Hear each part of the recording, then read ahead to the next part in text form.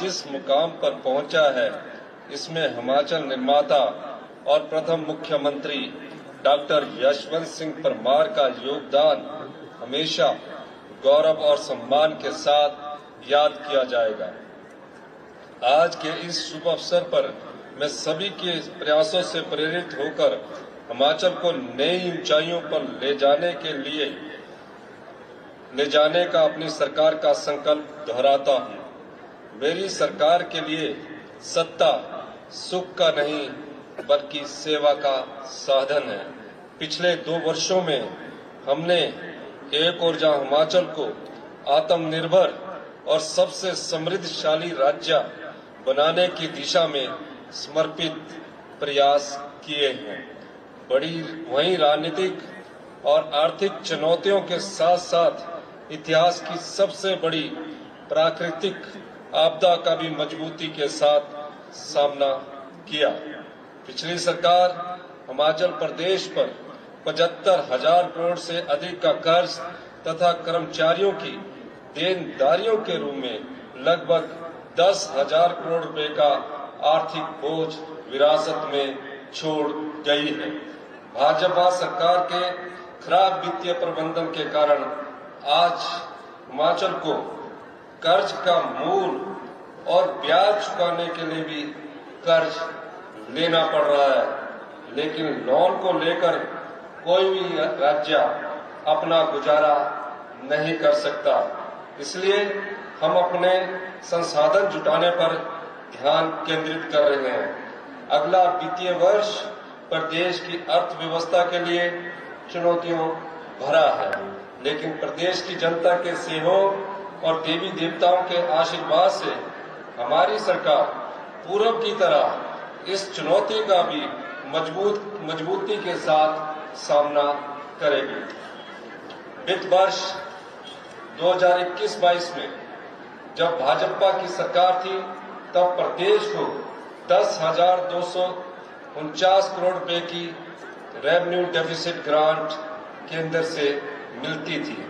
2022-23 में यह ग्रांट 9,377 करोड़ रुपया रहेगी और इस साल इस ग्रांट में कटौती कर इसे 6,258 करोड़ रुपया कर दिया गया और अगले वित्तीय वर्ष में इसे 3,257 करोड़ रुपए तक सीमित कर दिया है।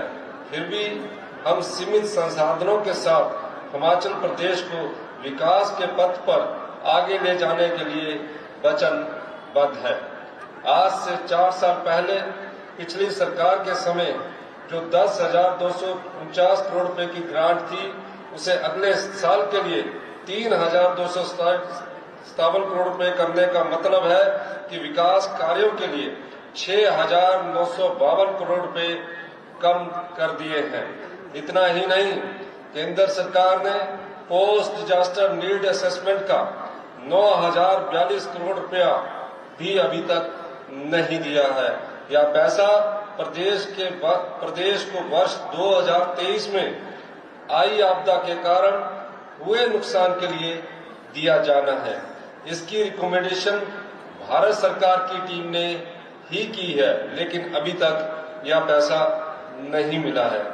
आज हिमाचल प्रदेश के पूर्ण राज्यत्व दिवस के अवसर पर मैं आपको हिमाचल के साथ किए जा रहे अन्याय के बारे में बताना चाहता हूं।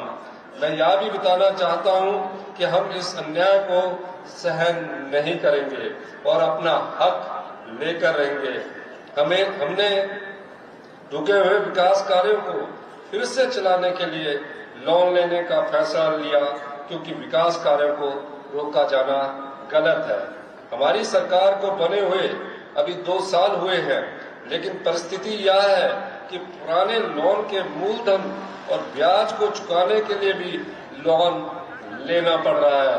हमने पिछले 2 वित्तीय वर्षों में अब तक 30,080 करोड़ रुपए का लोन लिया है, जिसमें से 18,854 करोड़ रुपया 18,854 करोड़ रुपया, जो कि इस लोन का लगभग 63% है, पिछली सरकार द्वारा लिए गए लोन के मूलधन और उस पर ब्याज को वापस करने में ही देना पड़ा।